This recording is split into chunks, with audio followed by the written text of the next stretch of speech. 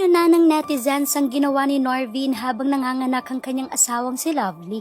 Totoo nga ba na ang ginawa ng vlogger ang magpapatunay na pagsikat o may pera lang ang may karapatang gawin ito sa loob ng ospital? Madalas ngang ipinapaalala ng pamunuan ng mga ospital na bawal ang pagbe-video, lalo na sa loob ng kanyang mga facilities at mga staffs. Madalas nga itong mababasa sa kanilang mga paalala sa loob ng hospital. Lalo na ngang ipinagbabawal ang pagbe-video sa loob ng operating room. Dahil nga sa andami ng mga vlogger ngayon, madalas nga na gusto nilang i-video ang araw-araw na nangyayari sa kanila. Maging ang mga sikat na vlogger ay hindi nga pinapayagan ng ospital na mag-video lalo na sa loob ng operating room. Ngunit tila malala ang ginawa ni Norvin sa loob ng operating room. Alam naman ng lahat na nanganak na ang asawa ni Norvin na si Lovely. Sa latest video nga nito ay ipinasilip niya ang panganganak ng kanyang asawa. Caption nito, ang pagdating ng panglimang biyaya. Ibinahagi nga ni Norvin ang kanilang preparation sa panganganak ni Lovely. Makikita ang excitement sa kanilang mukha sa pagdating ng kanilang baby. Ngunit iba nga ang napansin ng madla.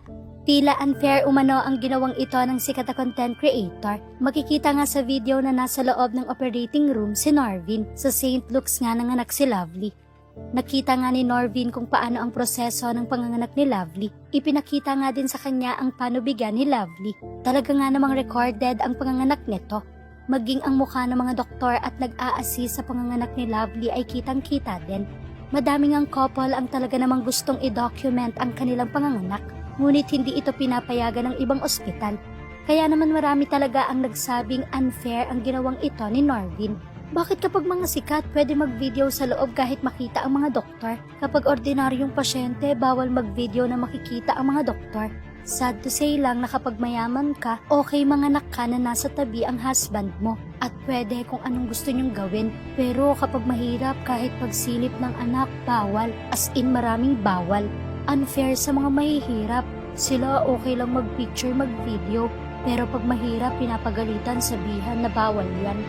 Binigyang linaw naman ni Lovely kung bakit nakapag-video si Norvin sa loob ng operating room. Sa mga nagtatanong po kung bakit allowed may tatay sa operating room, allowed naman talaga po. Pero kami nanghingi po kami ng permission sa doktor namin bago po ako i-CS kung pwede bang mag-video at pumayag naman po sila. Depende pa din po siguro sa ospital kasi sa previous CS ko, hindi po kami pinayagan mag-video o pumasok tatay sa loob ng operating room. Bago din po i-upload to, pina-approve muna po namin sa doktor namin. Kasi po di po naman lahat ng nangyayari sa OR pwede po ipakita. Samantala maraming ang netizens ang nakapansin sa ganitong ginawa ni Norvin. Ang mahalaga ay ligtas si Lovely at ang kanilang panglimang baby.